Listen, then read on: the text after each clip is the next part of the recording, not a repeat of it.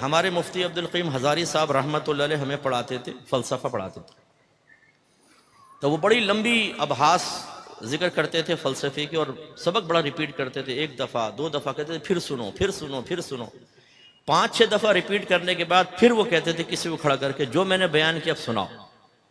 और मैं बैठा होता था बिल्कुल मुफ्ती साहिब के सीधी तरफ, और उस वक्त मैं दावत इस्लामी के माहौल में भी था, इमामा पहनता था।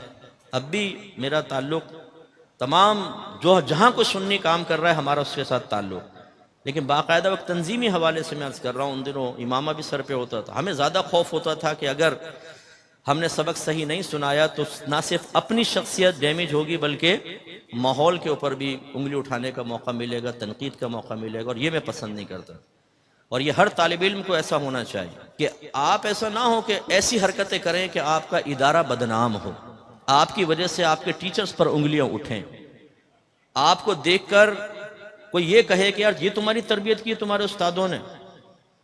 तालिब इल्म बाज़ औक़ात अपने ज़ाती मफादात के लिए ना उस्ताद की इज़्ज़त को देखता है, ना इदारे की इज़्ज़त को देखता है। उसे अपना मकसद पूरा करना है, अपने मफादात हासिल करने हैं, वो हासिल हो जाए, जेब भर जाए, पेट भर जाए, ख्वाहिश पूरी हो जाए, बाकी बदनामी हो देखी जाएगी, उसका ठेका हमने नहीं लिया। ये सबसे बड़ी मेजर मिस्टेक है, गलती है हमारी। आपकी एक जिम्मेदारी बनती है, आप इदारे को इज्जत दें, एहतराम दें। जब तक वाबस्ता हैं तब भी, अगर आप इदारे से फारिग होकर चले गए तब भी ऐसी हरकत ना करें कि इदारे की बदनामी हो।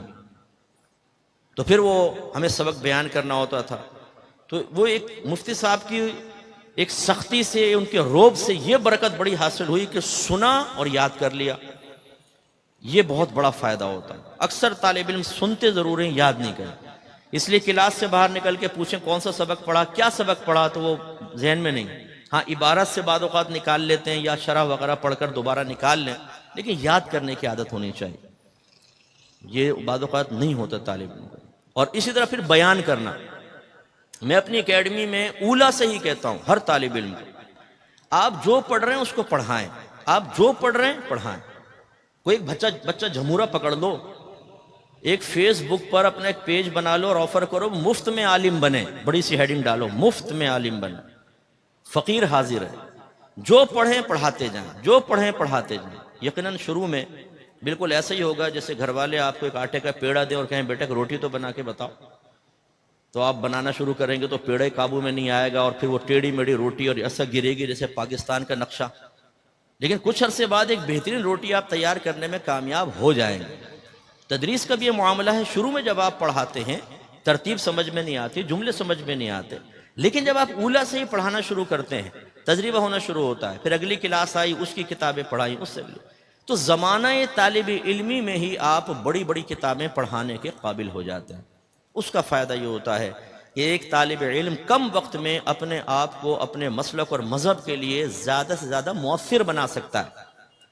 हमारे यहाँ क्या होता है, अभी तो पढ़ रहे हैं ना, पढ़ते जा रहे हैं दौरे हदीस तखस्सुस, अब इसके बाद अब हम पढ़ाना शुरू करेंगे।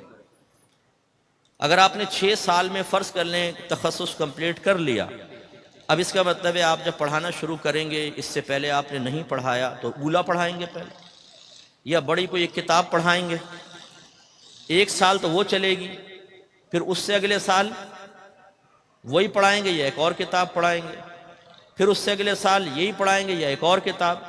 कितने अरसे में जाकर पूरा दरस निज़ामी पढ़ाएंगे।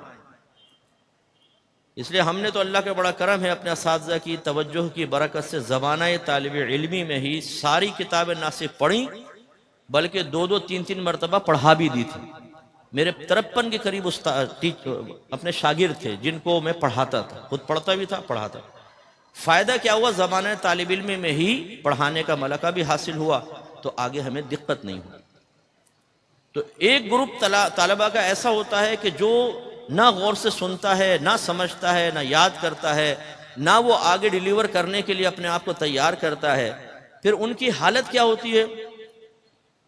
मैं जब पढ़ रहा था तो एक तालिब इल्म था, माहौल से वाबस्ता था, वो अक्सर मेहनत नहीं करता था, तो मैं उसको कहता था यार तुम मेरे पास आ जाओ, मैं तुम्हें पढ़ा देता हूँ, तुम अच्छे अंदाज से पढ़ा करो, तुम्हारी वजह से बाद वक़्त असातिज़ा डांटते हैं, डपटते हैं और मतलब तंजीम पर भी अटैक कर देते हैं, तो तुम ज़रा अपना ख्याल करो।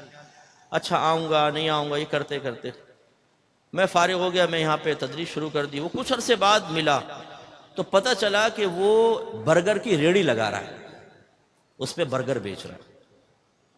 तो बेटा अगर आप में से भी कोई इस तरह की तैयारी, कोई काठियावाड़ी छोले वगैरह बेचने की तरकीब बना रहा हो तो मुझे बता देना, कभी हम भी आपकी रेड़ी पे आके छोले खा लेंगे। तो जो मेहनत नहीं करेगा वो फिर छोले ही लगाएगा। जो अपने दीन को छोड़ देगा तो वो दुनिया में ख्वार होकर चंद टके तो कमाकर अपनी फैमिली को तो लेकर चल लेगा, लेकिन आखिरत में पछतावा उसका मुकद्दर बनेगा। इसलिए तलबा के इन दो ग्रोह में से किस ग्रोह में आपको शामिल होना है, इसके बारे में गौर व तफक्कुर करें।